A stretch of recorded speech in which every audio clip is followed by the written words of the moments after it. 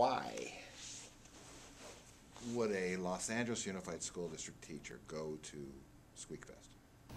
One thing they will see is a future that is inevitable, although I wouldn't want to claim that it's going to happen in 2 years. Sure. But if we look at the history of the printing press, there was about 150 years between the invention of the press and when Europe changed forever. So I don't think the impact of computing on how learning is done and how knowledge is thought about is going to take 150 years, and we've already had about 60 years of the computer being on the scene, and they're inexpensive enough, they're getting spread around, maybe for the wrong reasons. But once they're around, Sure. you start having much more opportunity to learn what they're actually good for. So I think one of the reasons, and it just happens that the people who invented personal computing, I think, had more advanced ideas about what personal computers are good for than the general commercial interests and everything. And so if I were a teacher, I think my main reason for going to SqueakFest would be because there's something there that might really help my children, and it's something that I could learn as a teacher because my kids can learn it. And the combination of me and my children, plus the computer as kind of an artistic, dynamic, artistic place for making things, opens up opportunities for things that my kids need to learn. That would be the general thing. And the secondary thing is this idea about the future, that if I go to SqueakFest, I'll be seeing an inevitable future. And it might not be called Squeak in the Sure. future. Similarly, when Nicholas Negroponte did the One Laptop Per Child, I told him at the beginning of it, I said, Nicholas, we don't know what's going to happen with this, except we know we'll make one, because that's what technologists do. We'll absolutely make one of these things, and we'll get it buildable by the millions. But the one thing is for sure is this will have been successful if you get these vendors who have been ignoring children's computers for 30 years to get scared enough to build them. And now there are 9 vendors offering children's computers. And so because of that, the future is different now than it was a few years ago before Nicholas started this thing. What's your impression of NetBooks? Well, they are partly them. Okay. I assumed that was, but I wanted to ask the question.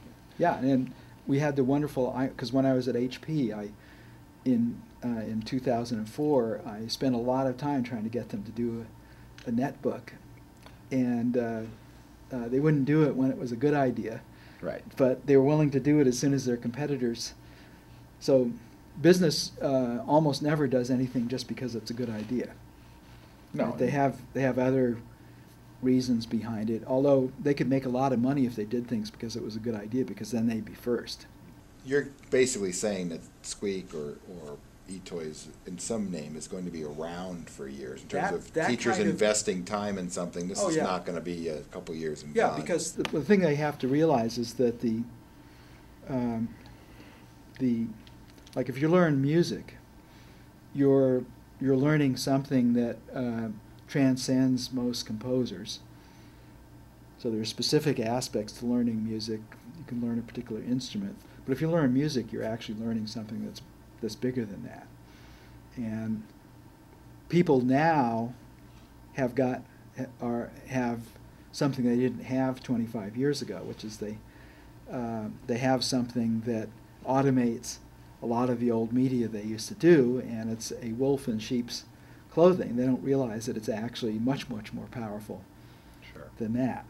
And so one of the goals we had when we were inventing this stuff in the 70s was just to get, one of the reasons we did those fonts wasn't because we were trying to make ebooks. Far from it. But one of the reasons we did those fonts is because one of the ways of getting people to buy something and getting it out in a way that they can actually learn what it is to be able to do what they already know in it.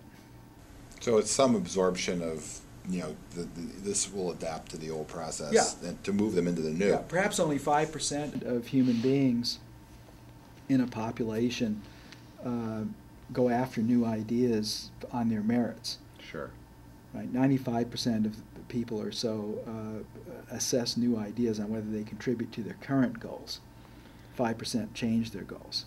But even if, for instance, a teacher feels that eToys isn't something they can implement right away, this would be a valuable experience because it would help them with their vision of what's coming or what to prepare for. Yeah, and of course it wouldn't take that much for them to implement it right away. But I think it would be important for them to understand that a 10-year-old child with the right curriculum, an adult who understands a few things but not everything, and a computer can learn calculus in a way that most high schoolers never do, and can do physics in a way most college students never do.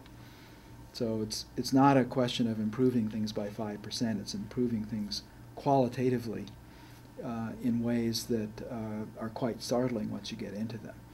So and I think since we all have little reactions to the onslaught of the new, I would go look at it earlier rather than later.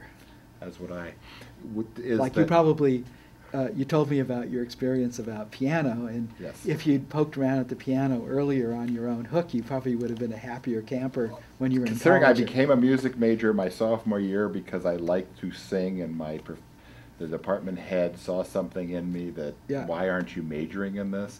Because I can't play piano. But I didn't grow up in a musical family. Yeah. And so I didn't have that advantage. And to this day, I'm not the best of piano players. But yeah. But any of these things, controlling your own initial slope on something that's part of the larger thing you're interested in is always a good heuristic, I think. Now, do you have, just curious, any Los Angeles Unified Schools that you know of utilizing eToys? I think the Open Charter School, which is charter, so I'm. Yeah, actually, I'm not aware of any non-charters. No, most of the actually. They're a little independent, the charter schools. It's interesting that there's quite a bit of use offshore. Okay. So eToys is localizable, and so there's a lot of use. Is the state aware at all? I mean, have you had the opportunity of participating? Well, they once were. Okay. So you never know what the state is aware of at any given time. Nothing recently in terms of being able to. But there's a huge, for instance, there's a really good Spanish version that's used both in Spain. There's a big project in Spain, and there's other in South America. There's a Portuguese version. There's probably the best documentation in eToys, and maybe the most used has been in Japan. So maybe 20 different language groups use it. There was a big project in Nepal a couple of years ago. Well, now I'm going to ask you. Seymour Pafford actually once said about the United States that he wished the U.S. was still a developing nation. Yeah. So the developing nations we've done fairly well with. Well, and that's the story even why Japan in the 80s and 70s was ahead of in the auto industry, was because they didn't have anything to throw out. Right, exactly. And when you have an established system, you're kind of stuck with a system. Yeah, if you're makes it harder. A system sticker. Right.